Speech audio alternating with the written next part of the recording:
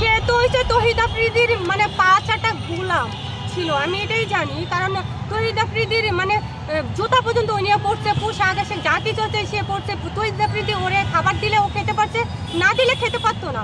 তো সে তো দেখতেছে একদম বড় একটা মির্জাফর, কারণ ওর খেয়ে ওর পরে ওর কাছ থেকে সব কিছু নিয়ে এখন ওর নামে বদনাম করে। তার মানে কি এর চেয়ে মির্জাফর পৃথিবীতে কি হতেই পারে না। আমার কাছে মনে হয় কি ওই যে মানে যে নবাব সিরাজউদ্দৌলার পরে যে মানে ইয়ে করেছিল না, যে মির্জাফর বলছিল, ওই মির্জাফরের তো এই মির্জাফর কম না। এই যে রাহি ছেলেটার কথা বলতেছি, এ তো মানে তার চেয়েও বড় মির্জাফর। আপনার দেখেছি এটাই মনে হচ্ছে যে মানুষটা সারাক্ষণ তার খেয়ে তারপরে আফ্রিদির ছাড়াও চলতেই পারতো না। সেই ছেলে এখন আফ্রিদি মানে একটু বিপদে পড়ছে, আর রাহিন এই যে বদমাইশটা এখন তারে নিয়ে বদনাম করতেছে। মির্জাফরে এইসব মির্জাফরের না কথা নাম মুখে নিলে আমার থুতু ফেলাইতে ইচ্ছা করে। আসলে এইগুলো নিয়ে কথা বলতে চাই। সে তো লাইভে এসে বলছে সে আসলে এটা করে নাই, মানুষ তাকে মির্জাফর বানাইছে, সে তো আসলে এগুলো বলে নাই। চোরে জীবনে শুনছেন চুরি করে বলছে যে ভাই আমি চুরি করেছি, চোরে বলবে কি আমি চুরি করি নাই, আমি ভালো মানুষ। তো ওই রকম ওর যে মির্জাফর, ও যে খারাপ, ওকে মানে বলবে যে হ্যাঁ আমি খারাপ, আমি মির্জাফর। সে বলবে যে আমি মির্জাফর না, আমি খারাপ না, আমি ভালো ছেলে। বিষয়টা হচ্ছে এরকম, চোরে চুরি করলে বলে না যে আমি চুরি করছি, আমি চোর। এই যে রাহিকে বলে বেল দিয়ে পিটিয়েছে ওর যে তহিদ আফ্রিদি, তো বেল দিয়ে যদি তহিদ আফ্রিদি রাহিরে পিটাই থাকে, তো রাহি তখন কি করেছিল? তখন বলতে পারে নাই যে আমাকে কেন বেল দিয়ে পিটাইছে, আমি ব্যথা পেয়েছি, আমি কষ্ট পেয়েছি, তখন বলে নাই কেন? তখন কি মুখের মধ্যে কি ছিল? ওই যে তহিদ আফ্রিদির টাকা ছিল, তহিদ আফ্রিদির খাবার ছিল, তহিদ আফ্রিদির পোশাক ছিল, জুতা ছিল ওর মুখের ভিতরে। তহিদ আফ্রিদি যে তখন বলতে পারে নাই, তখন তো বলা উচিত ছিল। এগুলো হচ্ছে বানোয়াট মিথ্যা ভুয়া কথা। সাইম রেমন একটা দল, এই যে সাইমকে বলে ডিবি অফিসে নিয়ে তহিদ আফ্রিদি বলে বেদরক মারছে, হাত পাও বেঁধে পায়ের দিতে বাড়ি দিয়েছে। আপনি কি মনে করেন? আমি মনে করি যে এই যে শুরু করবেন তুই কাটেন করবেন কি, হয়তো ভিউ ব্যবসার জন্য এমন কথা আছে, বাইরে হওয়ার জন্য এমন কথা আছে, হয়তো একটা টোকাই। এভাবে বলবেন সাইমটা একটা টোকাই। সাইম আরে ভাই এটা একটা টোকাই সম্পর্কে আমি কি বলবো? ও তো হচ্ছে ভিউ ব্যবসায়ী, ওর ভিউর জন্য ও এখন বলতেছে যে আমার হাতে পায়ে বেঁধে আমাকে বেদরম পিটাইছে।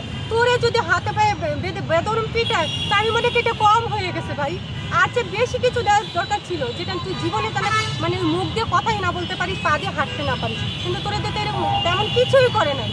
ফালতু কোথাকার টোকাইয়ের বাচ্চা টোকাই, এগুলার কথা শুনতে চাই না ভাই। এই টোকাই মোকাই নিয়ে কথা বলতে আমার ভালো লাগে না, মানে এগুলার কোনো মানুষই মনে করি না আমি।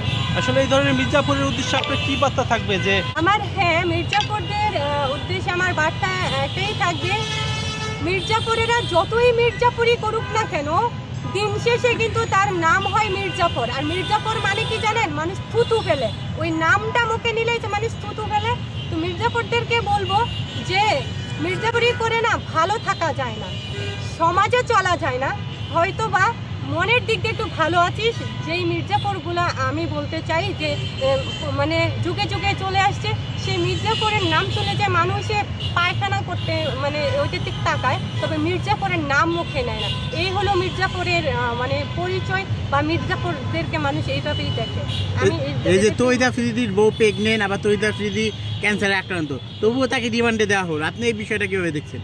এই বিষয়টা আমি দেখছি, খুব বললাম তো, তহিদ আফ্রিদি একজন অসুস্থ মানুষ এবং ওর বউ হচ্ছে প্রেগনেন্ট। আসলে মানে এই বিষয়টা না নিদারুণ কষ্ট, এটা আসলে মেনে নেওয়া যায় না। একটা মানুষ কোনো অপরাধ করে নাই, কোনো কিছুই করে নাই, নিরপরাধ মানুষকে ধরে নিয়ে রিমান্ডে দিচ্ছে, অসুস্থ মানুষকে, তার বউ প্রেগনেন্ট, সেই অনুভূতিটা পর্যন্ত এই রাজাকারদের নাই। তো রাজাকারদের উদ্দেশ্যে বলতে চাই, রাজাকারেরা কোনো লাভ নেই, এগুলো করে কোনো লাভ নেই। তহিদ আফ্রিদিও আসবে, আল্লাহ বাঁচিয়ে রাখলে ঠিকই আসবে, ফেরত আসবে, এবং বাংলাদেশও ভালো হবে। জননেত্রী শেখ হাসিনাও বাংলাদেশে ফিরে আসবে।